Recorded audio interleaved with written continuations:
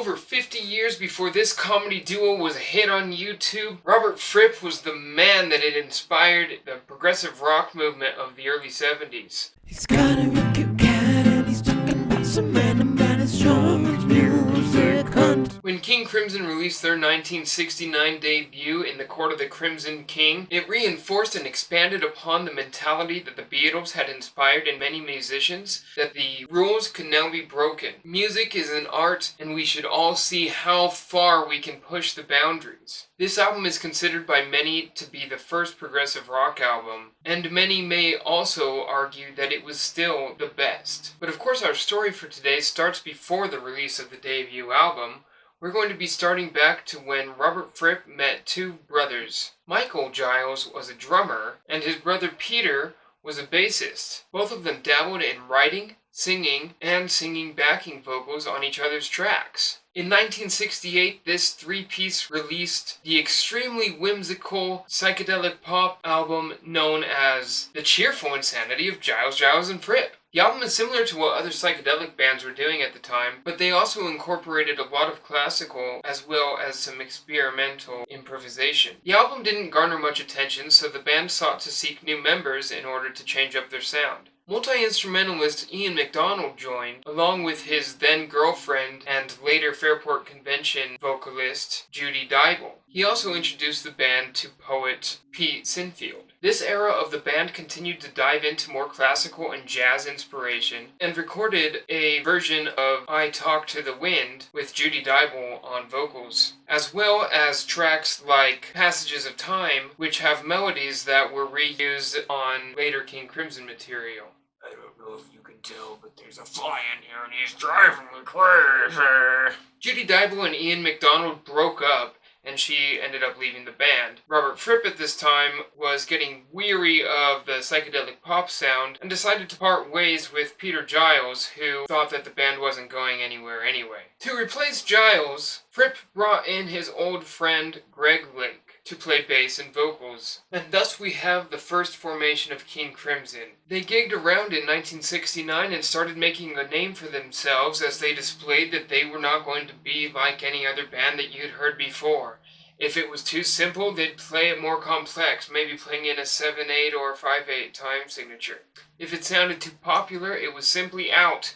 They had to have crazy chords. They had to have everything they could think of that other bands weren't doing. On July 5th of 1969, Rolling Stones played a free concert at Hyde Park in London, and King Crimson were honored enough to be able to open for them and perform in front of an estimated 500,000 people. October of '69 would be the release of In the Court of the Crimson King, and ever since the world has been graced with the opportunity to listen to this crazy album infused with extremely heavy and complex jazz fusion, a soft, haunting ballad that you've never heard the likes of before, a spacey psychedelic space that seems to know no bounds. This album was like nothing else we were hearing in the late 60s. It was a huge hit and the band started touring, but unfortunately they seemed to struggle to find an identity within themselves. Michael Giles and Ian MacDonald would end up leaving the band and would go on to release another album under the name MacDonald and Giles 1970 to show the direction that they had wanted to go. That was a counterpoint to the darker direction that Robert Fripp was continuously leading King Crimson. I would have enjoyed hearing more albums by MacDonald and Giles, but unfortunately they only have the one. By the time the band started recording their second album, In the Wake of Poseidon, there was almost no band at all. It was really just Robert Fripp and Pete Sinfield. Pete Sinfield would write lyrics, control the light shows, create the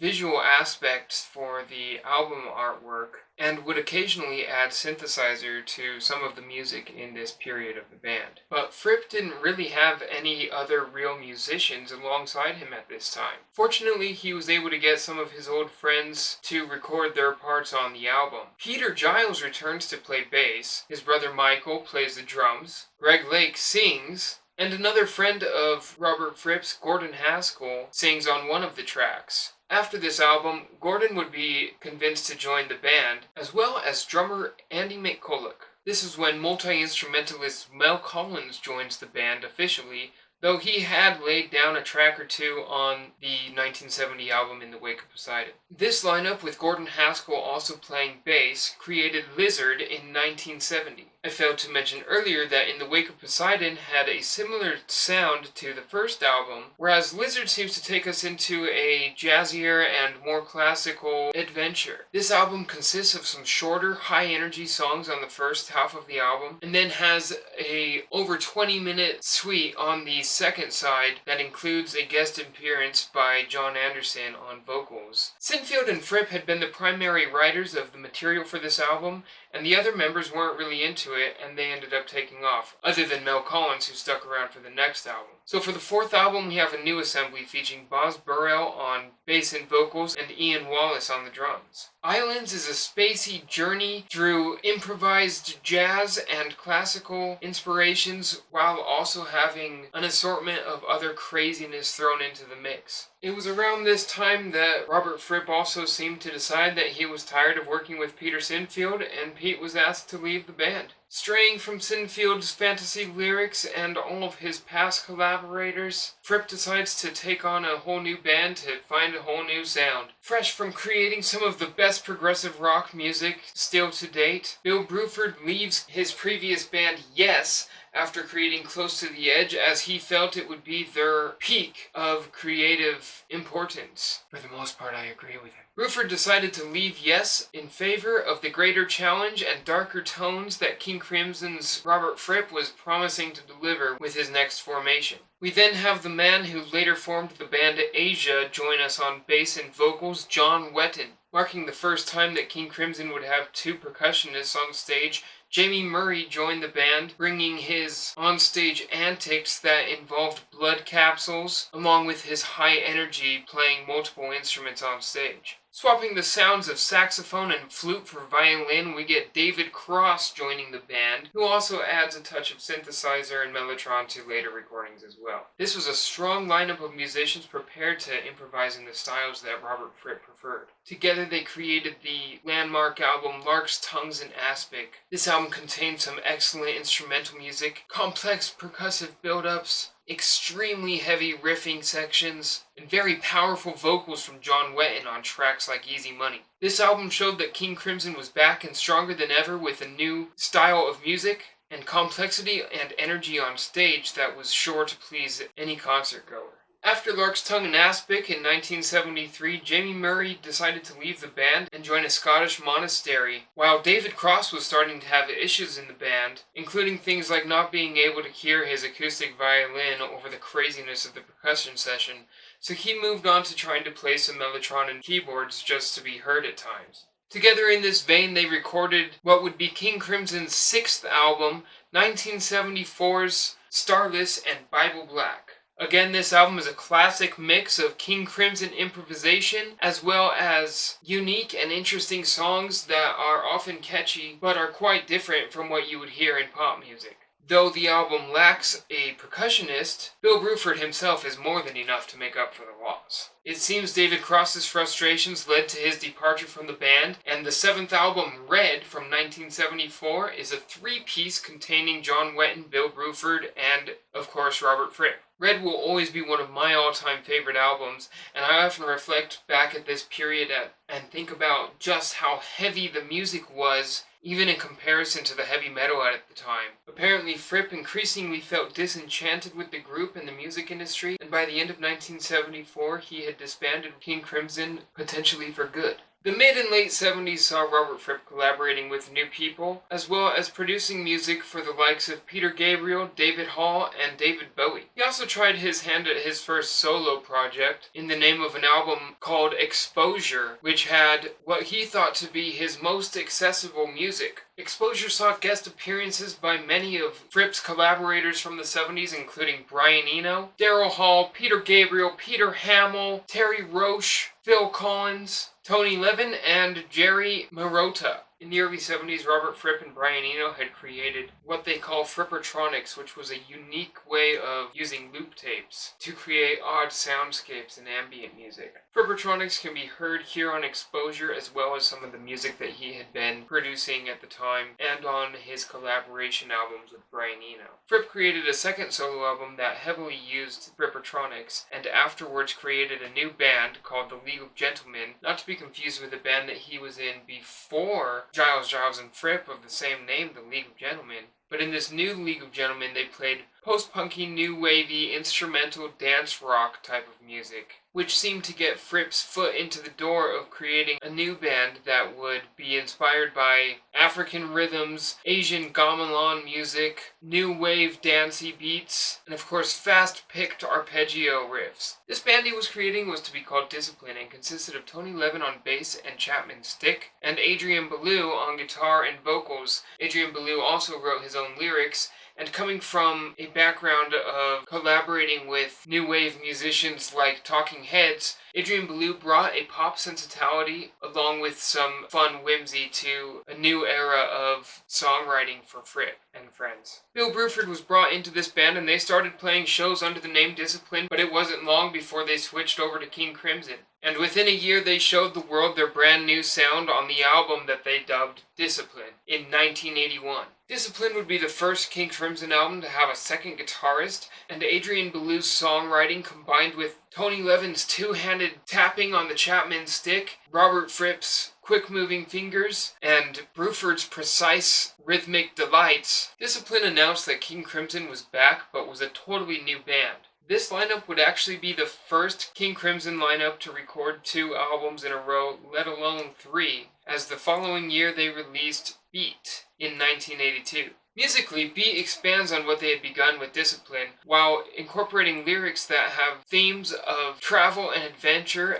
and inspiration from the writings of Jack Kerouac and the beat poet culture. This album's third lineup would be King Crimson's 10th studio album, and was marking a time in which the band wasn't certain in which direction to go once again. So the A-side has more accessible song-type songs, while the B-side is mostly comprised of instrumental jams. The band broke up in 1984, and it wasn't until 1991 that Adrian Belew brought the idea to Robert Fripp that they should reform the band. Of course, Fripp had to change things up, and he decided to create what he ended up calling the Double Trio, where he had 2 drummers, 2 guitarists, and 2 bassist Chapman Stick war guitar playing fellows. This 90s version of King Crimson comprised of Bill Brewford, Tony Levin, Adrian Belew, Robert Fripp, and newcomers Trey Gunn on the war guitar and Chapman Stick, and Pat Mastelotto on the drums. As the Double Trio had the 4 members that we already heard in the 80s, this new double trio came back to using the heavy metal riffing from the 70s John Wetton era, but added on some newer industrial and alternative rock influence. The band also continued to work on the 80s lineup's previous ideas of fast-picking and polyrhythms with crazy drum beats. This band was first heard by a wide audience with the release of an EP called Room in 1994. This EP has some unique tracks, but for the most part, I go over to Thrak from 1995. Thrak reworked a lot of the songs from Vroom while including a lot of other new ideas. The band, as always, showed some improvised sections while having some slightly more accessible songs, this time with a slightly Beatles-influenced approach from Adrian Belew. After the release of Thrak, Robert Fripp was unhappy with the material that they were writing for their next album, and they decided to experiment by creating fractalizations of the band, as Fripp had called them. This is where 2, 3, or 4 of the 6-piece band would play a live improvised show to experiment with new ideas for approaching their music. From 1997 to 99, we have 4 projects that released live and or studio material. But unfortunately, after this period, Brewford finally throws in the towel and declares that he's had it with Fripp for good. The year 2000 sees King Crimson's 12th album, The Construction of Light. This album features a lineup of 4 members: Adrian Belew, Robert Fripp, Trey Gunn, and Pat Mastelotto. This lineup was referred to as the Double Duo and would go on to record another album in 2003 called The Power to Believe. The Construction of Light is an odd album. It starts with kind of a blues song, which is something that Robert Fripp said he would never do. This song features some weird vocal manipulation on Adrian Belew's behalf to create what is obviously not a traditional blues rock song. The album is metallic and harsh and steeps more into that industrial vein, having some electronic components throughout. Though this album has the fourth part of fan favorite series Lark's Tongues in Aspic, the album seemed to receive poor to mixed reviews and was thought to be lacking in new ideas. At the time of recording this album, the band also recorded a bunch of improvised tracks that they released as Project X, and one of those tracks appears as a bonus track on some versions of The Construction of Light. 2001 and 2002 both saw new songs released by the band in the forms of EPs, but the best of the best came together in 2003's The Power to Believe, which after the double duo's slightly disappointing Construction of Light from 2000, The Power to Believe is one that I feel like I'm going to be coming back to quite often. It's very heavy and in your face, as King Crimson often is, and has somewhat of a feel of a concept album. The band toured to celebrate this album, and for a few years tried to maintain their lineup, but seemed to fall apart as Trey Gunn left, and Fripp eventually decided to switch the band off again in 2010. As we know, during the 2000s, the internet took off to such degrees that classic bands came to the realization that they could go on tour and make tons of money. So we saw tons of bands from the 60s, 70s, and 80s come back in one form or another in order to cash in on the new ways of reaching their cult followings. Of course, Robert Fripp was never that kind of guy. In fact, King Crimson, throughout its history, never seemed to go back and play old material. Maybe one or two albums back, but certainly not 21st Century Schizoid Man off of the first album. They even have a joke about that on a bonus track on Three of a Perfect Pair. But of course, somebody's gonna have to come in and fill that need for somebody to play In the Wake of Poseidon live. So a band emerged called the 21st Century Schizoid Band. And this band consisted of Ian MacDonald, Mel Collins, Michael and his brother Peter Giles, though Michael was eventually replaced by Ian Wallace for a short period of time, and the vocalist was a new addition named Jacko Jaksic. Getting his foot in the King Crimson door, Jacko eventually was able to have a jam session with Robert Fripp, which he recorded and later had Mel Collins add some saxophone to. Jacko then seemed to construct it into songs that he wrote lyrics and sang over, and then he added Tony Levin and Gavin Harrison to fill out the rhythm section on the album. This creation became 2011's A Scarcity of Miracles, subtitled A King Crimson Project, under the name Jaksic, Fripp, and Collins. This seemed to open the door for a new formation of King Crimson that had Jacko Jaksic on vocals, Mel Collins back in his place on saxophone, flute, and whatever else he wants to play. Might as well have Tony Levin. We always have Robert Fripp.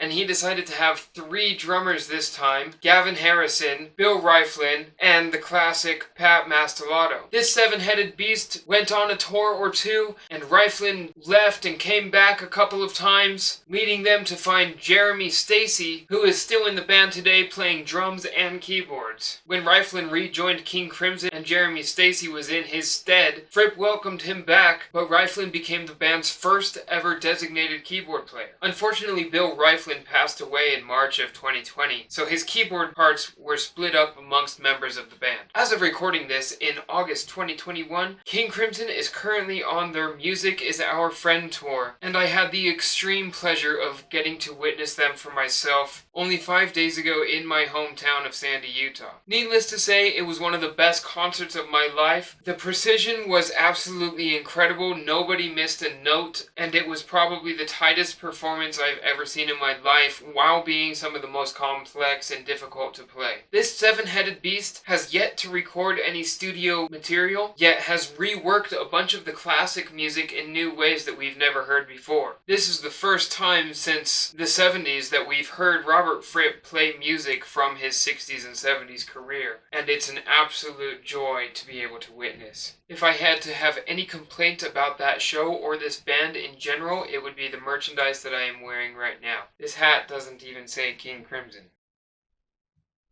There you have it, guys. That is the long and tiring history of this band. Clearly there's a lot to them, and there was no way I could touch on every single detail about this band today, but I hope that you learned a lot of stuff and that you are wanting to go and search out some of this music that I've been talking about. If you're looking for where to start, I highly recommend the first album, In the Court of the Crimson King from 1969.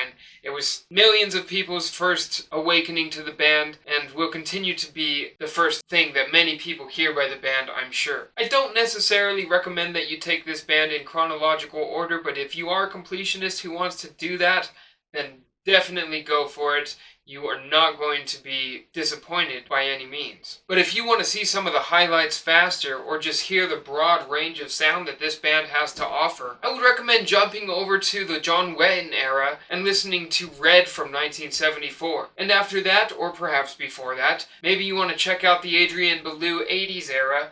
Any of the 3 albums will do. I also wouldn't fault you for checking out Thrak in the 90s, or The Power to Believe in 2003, or maybe you want to take on some of the live albums that they've been putting out like crazy over the last 10 or so years. If you are totally into experimental improvised music, well, there's plenty dispersed throughout this entire catalog, but it's centered in the projects, and you may want to delve deeper into that. If you're the kind of person who just wants to listen to a song or two, I'm going to say that King Crimson probably isn't a band for you. But if you're going to listen to one song, listen to 21st Century Schizoid Band, the first track on In the Court of the Crimson King. And if you want to hear another song after that, turn on the second song of In the Court of the Crimson King, and you'll hear a huge change up in style, and probably won't know what to expect if you were to click on track 3. Well guys, thank you so much for watching this video. I know it was long today, and this was a crazy band, but I hope you enjoyed today's content, and if you're looking for something somewhat King Crimson related, I'm sure I will have tons of other bands that have relations to King Crimson on this channel in the future, but for now the only one I have is Caifanes, a Mexican rock band from the late 80s and early 90s. Their 3rd album was produced by our friend Adrian Belew, and I would like it if you guys could check out that video. Maybe we can have a discussion about King Crimson in the comments. Tell us, what's your favorite lineup by the band? What's your favorite album by the band? There's a lot to this group, and I think there's so much we could talk about, so please leave a comment. Tell me if there's a band that you would like me to do a video in this style for, and have a great listening session.